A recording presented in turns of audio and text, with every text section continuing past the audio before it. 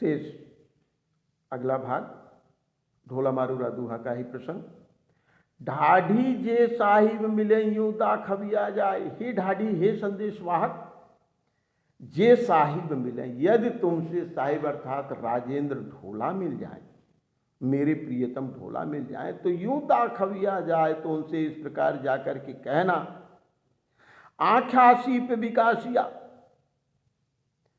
आँखा यानी अंकुरित होना, सीप विकासिया, यौवन रूपी सीपी अंकुरित हो गई है, विकसित हो गई है, अर्थात मेरे संपूर्ण शरीर में युवावस्था का आगमन हो गया है, अंकुरण हो गया है।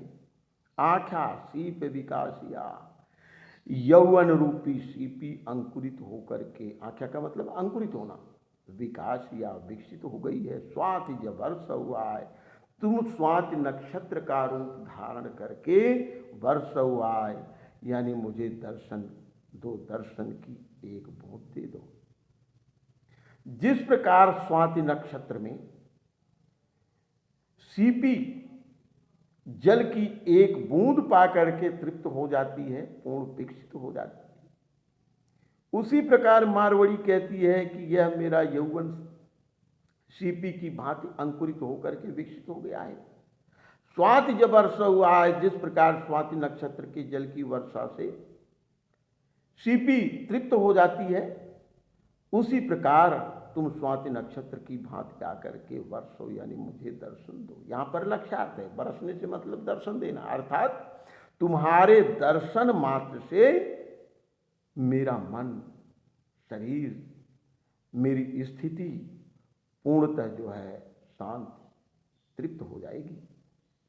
यहाँ पर भी यहाँ रूपक अलंकार है, युवावस्था को सीपी के रूप में और स्वाति जब वर्षों को यहाँ पर ढोला, राजेंद्र ढोला के दर्शन के परिप्रेक्ष्य में वर्णित किया गया है।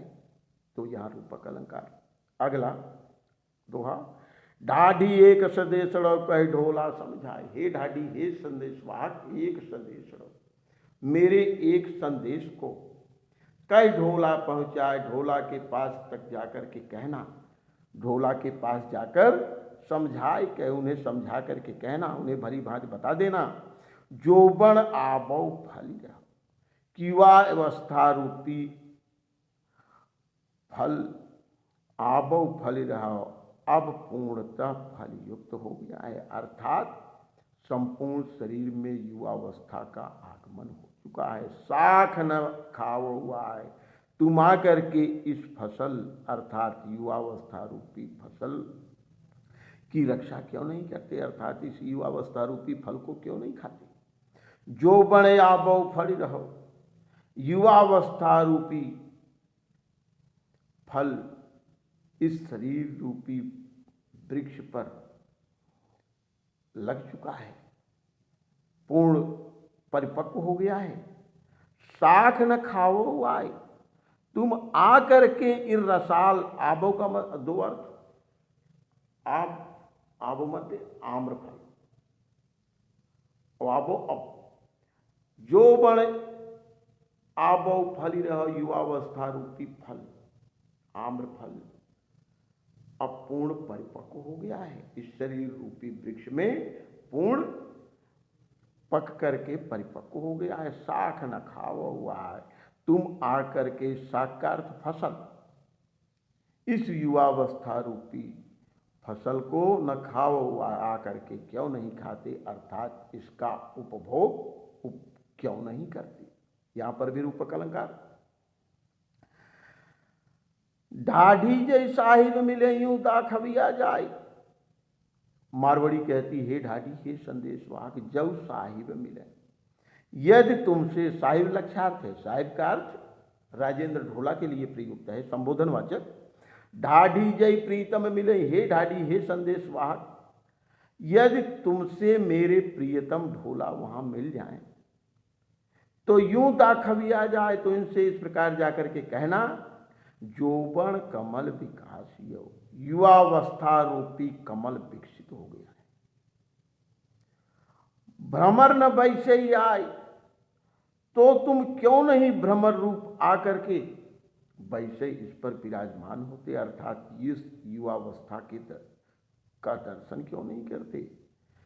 इसका यहाँ पर आस्वाद आमंत्रण है कि कोमल कमल विकासीय यौवन कमल विकासीय युवावस्था रूपी कमल पूर्ण विकसित हो चुका है। भ्रमर न वैसे ही आए, तुम भ्रमर रूप धारण करके जिस प्रकार खिले हुए पुष्प पर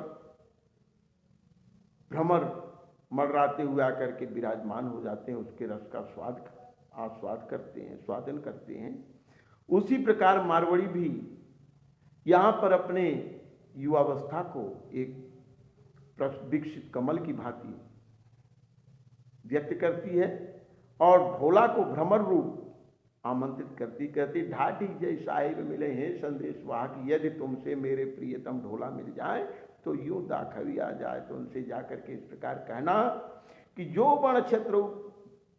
जो बण कमल विकासिया युवावस्था रूपी कमल विकसित हो गया है, भ्रमर अपना भाई सही आए, तो तुम क्यों भ्रमर रूप धारण करके आकर इसका आस्वादन क्यों नहीं करते। यहाँ पर भी रूपक अलंकार है और मारवाड़ी ने अपनी युवावस्था के आस्वादन हेतु संदेश वाहकों के माध्यम से ढोला के पास संदेश भेजती है और उसे आमंत्रित करती है। अगला छंद, ढाढ़ी एक संदेशण पंथी एक सदेशड़ो लग ढोले पहचाए, बिरह महादव जागियो अगिन बुझावो भाई। मारवाड़ी कहती पंथी हे पथिक एक संदेश लो, मेरे एक संदेश को लग ढोले पहचाए, ढोला के पास तक पहुंचा दो कि बिरह महादव जागियो, बिरह की महान दावाग्नि मेरे शरीर के अंदर जागृत हो गई है। यहां पर कवि ने बिरह को अग्नि की दावाग्नि की भांति बताया है। बिरह दावाग्नि जागी और बिरह रूपी दावाग्नि मेरे शरीर में, मेरे संपूर्ण शरीर को जला रही है। अग्नि बुझाओ हुआ है, तुम आकर के इस आग को बुझा दो, अर्थात बिरहाग्नि को शांत कर दो। यहाँ पर भी रूपक अलंकार है। शेष व्याख्या बाद अगले प्रसंग में बात करेंगे। धन्यवाद।